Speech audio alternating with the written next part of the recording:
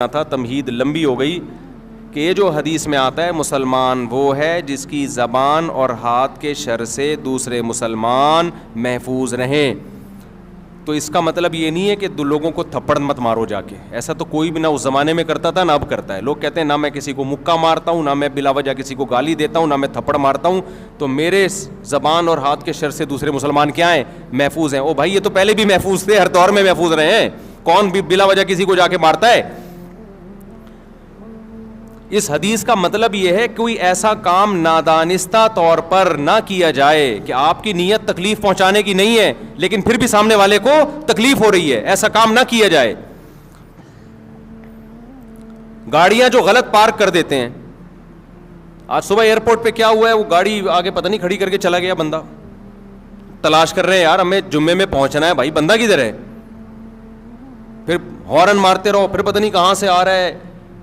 اس کی نیت یہ نہیں ہوگی تکلیف دینے کی, اس کی نیت یہ ہوگی یار میرے کچھ لوگ آ رہے ہیں غلط پارکنگ کر کے, اب چلا گیا وہ کہ میں تھوڑی دیر میں آ جاؤں گا. تو بھائی آپ تھوڑی دیر تک کیوں کسی کو کھڑا رکھ رہے ہو؟ تو غلط ہے نا.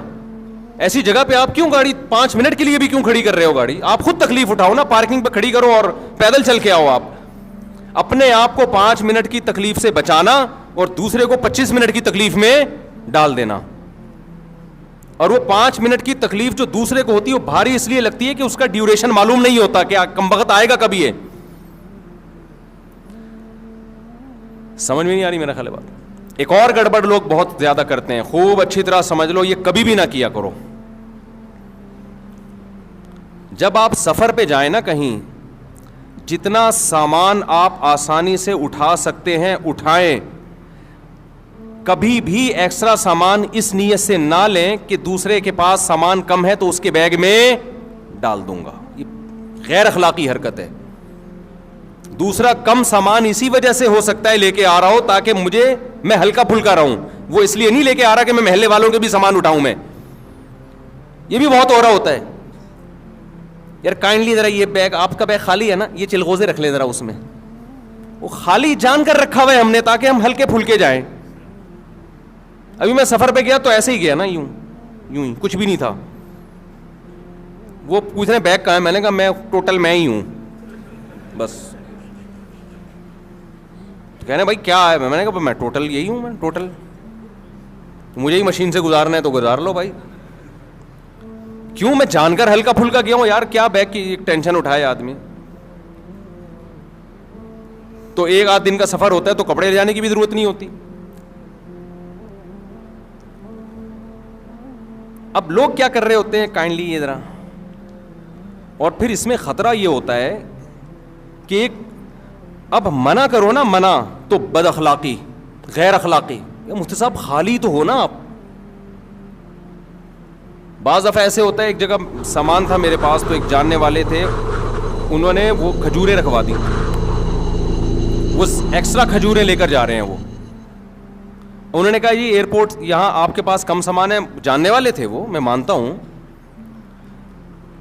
اب وہ قصہ پرانا ہو گیا, ان کو نہیں پتا چلے گا. انہوں نے کیا کیا, کھجوریں رکھوا دی کہ جی آپ کے پاس سامان کم ہے, مجھے 20 کلو یا پتہ نہیں 30 کلو سے زیادہ کی اجازت نہیں, آپ یہ سامان رکھ لیں ہم, اور آگے جب گزر جائیں گے تو مجھے واپس کر دیے گا. میرے دماغ میں وسوسے آ رہے ہیں کہ کھجور ہی ہے, کوئی ہیروئن چرس تو نہیں ہے اس کے اندر. اس قدر ذہنی کوفت مجھے شروع ہوئی ہے نا. شروع میں تو میں نے رکھ لی, مجھے ناگوار تو گزرا, بھئی کیوں آپ ایسی چیز لے کر آ رہے ہو کہ جو خالی ملے گا اس کو پہنا دو گے.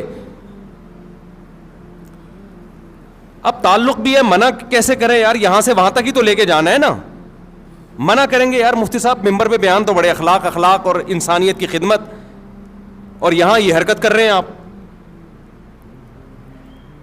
تو مجھے یہ چرس ہیروئن کی طرف تو دماغ نہیں گیا, لیکن میرا ذہن اس طرف چلا گیا کہ میں نے کہا رکھ لیتے ہیں. مجھے غصہ تو آیا لیکن میں نے رکھ لی. لیکن پھر میرے دماغ میں وسوسے آنا, چرس ہیروئن نہیں, کوئی بھی غیر قانونی چیز ہو سکتی ہے. سعودی عرب سے چرس لانا تو آسان نہیں ہے, لے جانا ہی ناممکن ہے, تو لانا کہاں سے ہوگا. لیکن کچھ بھی ہو سکتا ہے.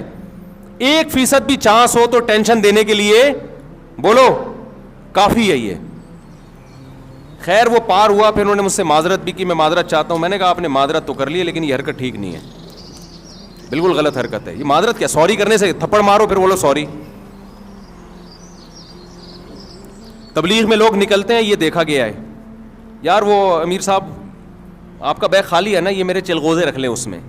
غیر اخلاقی حرکت ہے. آپ کو پتہ نہیں ہے کہ وہ دل سے رکھ رہا ہے یا وہ ٹینشن میں. بعض دفعہ بیگ میں جگہ خالی ہوتی ہے, انسان اس لیے خالی رکھتا ہے کہ وزن ہلکا ہو, وہ اس لیے تھوڑی رکھتا ہے کہ تو زیادہ لے آنا. میں ایک دفعہ بیرون ملک جا رہا ہے, ایئرپورٹ پہ جاننے والے مل گئے, کراچی ایئرپورٹ پہ, بہت پرانے تھے, قریبی تھے. انہوں نے دیکھا مفتی صاحب ہلکے پھلکے جا رہے ہیں نا, ان کو اچھا نہیں لگا بالکل. میں انہوں نے کیا کیا, کچھ چیزیں, میں وہ چیزیں بتاؤں گا تو وہ سمجھ جائیں گے میری بات ہو رہی ہے نا. وہ چیزیں نکال کے میرے بیگ میں ڈال دیں, اور میری جو تلاشی شروع ہوئی ہے, اتنی لمبی تلاشی. بولے آپ کیا بزنس کر رہے ہو, کیا یہ ایکسپورٹ کر رہے ہو, کیا کر رہے ہو, یہ تو بزنس کا مال لگ رہا ہے. گھنٹہ لگ گیا میرا ایئرپورٹ پہ. میں گزرا ہوں, پھر جا کے انہوں نے وہ سامان واپس لیا. کہا میں نے کچھ بھی نہیں ان کو, لیکن آپ بزنس کر رہے ہو تو اپنا بوجھ خود تو اٹھاؤ نا کم از کم. تو کبھی بھی یہ حرکت نہیں کرنی چاہیے کہ آپ سفر میں ہو, آپ دیکھ رہے ہو دوسرے کے ہاتھ خالی ہے تو اپنا آدھا بوجھ اس پہ ڈال دو. وہ ہاتھ خالی ہے تو اس لیے ہے کہ وہ تاکہ میں ہلکا پھلکا سفر کروں میں.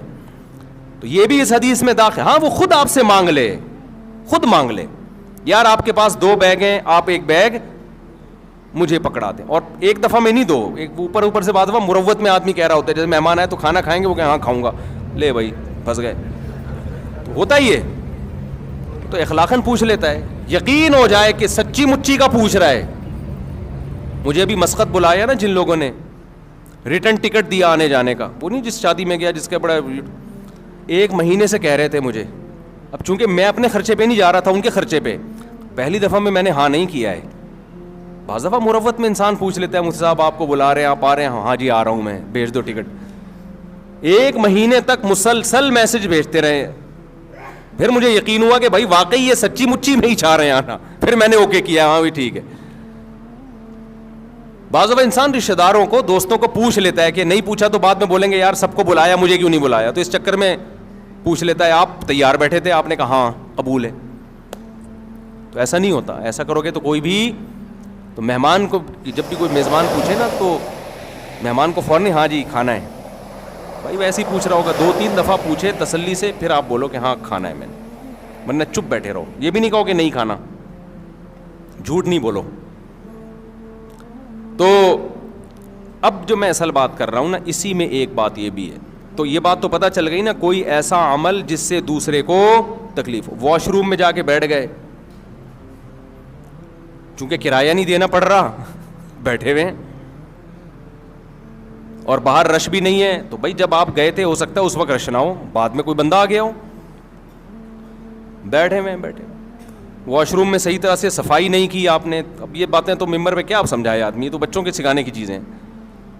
پبلک ٹوائلٹ میں سفر کے دوران بہت جانا ہوتا ہے نا انسان کا, تو بعض رپورٹیں اچھی نہیں ہوتی ہیں, ٹھیک ہے نا, اس کو اچھی رپورٹیں نہیں ہوتی.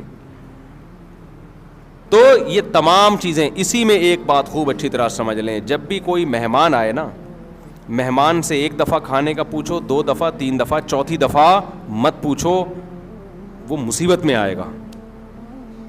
میرے ساتھ ایسا اتنا زیادہ ہونے لگا ہے کہ اب میں ڈپریشن میں جانے لگا ہوں, اب میں غصہ کرنے لگا ہوں لوگوں پہ.